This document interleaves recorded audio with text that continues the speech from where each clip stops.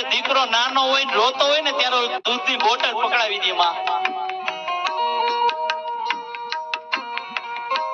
દીકરો નાનો હોય રોતો હોય ને વડીલો એટલે દૂધની બોટલ પકડાવી દો. કારણ કે નાનું વૃક્ષ હોય તેને ગમે એમ વારો ને એમ વરી જાય. ઈ દીકરાને એ ફોર એપલ એમ શીખવાડો ને એટલે આખી જિંદગી એ ફોર એપલ જ જીવે, પછી માં બીજું કાંઈ ન થાય. એમ દીકરો જયારે રોતો હોય ને ત્યારે આ માં છે ને દૂધની બોટલ પકડાવી દે એટલે દીકરો સાનો રહી જાય.